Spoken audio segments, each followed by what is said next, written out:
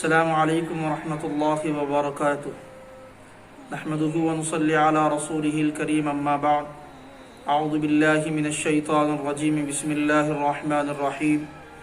امن هو قانت آناء اللیل ساجدا وقائما یحذر الآخرہ ویرجو رحمت ربہ صدق اللہ العظیم وقال النبی صلی اللہ علیہ وسلم من قام رمضانا احتسابا غفر له ما تقدم من ذنبه او کما قال النبی صلی اللہ علیہ وسلم۔ گرامی قدر معزز سامعین، آپ حضرات جانتے ہیں کہ یہ رمضان المبارک کا مہینہ بہت ہی برکتوں والا اور فضیلتوں والا مہینہ ہے۔ اس مہینے میں اللہ رب العالمین نے نوافلوں کا درجہ فرض کے قائم مقام رکھا ہے، اس لیے ہم اور آپ کو نوافل کا اہتمام کرنا بہت ضروری ہے۔ لاک ڈاؤن کی وجہ سے اللہ نے ہمیں بہت ہی اچھا موقع دیا ہے کہ ہم اپنے گھروں کے اندر رات بھر نفل عبادات کے اندر اپنے آپ کو مصروف رکھیں۔ آپ صلی اللہ علیہ وسلم کے وہ صحابہ جنہوں نے اپنے آپ کو رمضان کی راتوں کو عبادتوں کے اندر مصروف رکھا، حضرت عبداللہ بن عمر رضی اللہ تعالی عنہما کی ایک روایت اس آیت کے بارے میں جو میں نے شروع میں تلاوت فرمائی تھی، اس کے بارے میں ان کا یہ ارشاد نقل ہے کہ یہ آیت حضرت عثمان غنی رضی اللہ تعالیٰ عنہ کے سلسلے میں نازل ہوئی ہے، کیونکہ حضرت عثمان غنی رضی اللہ تعالیٰ عنہ کا رات بھر قیام اللیل میں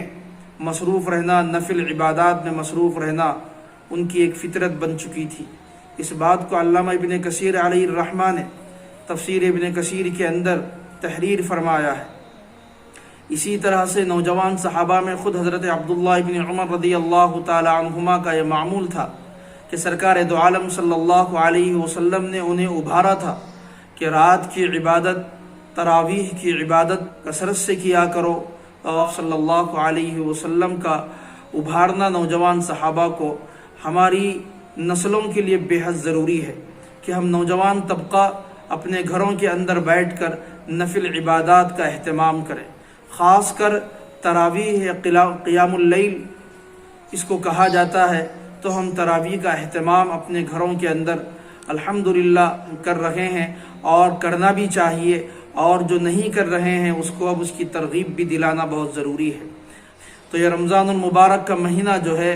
جس کے اندر اللہ رب العالمین نے فرائض کا مقام 70 گنا زیادہ رکھا ہے، تو نفل کا مقام فرض کے برابر رکھا ہے، تو ہم اور آپ کو چاہیے کہ یہ مہینہ عبادتوں والا ہے، اور یہ مہینہ عبادتوں کے اندر تھکانے والا مہینہ ہے، اور یہ مہینہ عبادتوں کی کثرت کرنے کا مہینہ ہے۔ اللہ رب العالمین نے جس طرح سے ہم اور آپ کو یہ بابرکت مہینہ دیا ہے، اس مہینے کے اندر بھی ہم اپنے آپ کو رمضان المبارک کی سعادتوں اور برکتوں سے سرفراز کرنے کی سخت ضرورت ہے۔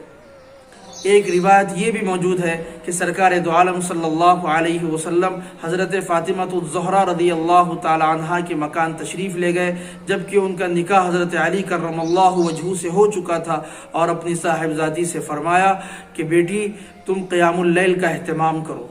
رات میں قیام اللیل کا اہتمام کرنے کا خود آپ صلی اللہ علیہ وسلم نے دونوں میاں بیوی کو حکم دیا ہے، تو اس وقت یہ قیام اللیل کی سنت صرف مردوں کے لیے نہیں ہے، بلکہ یہ قیام اللیل کی سنت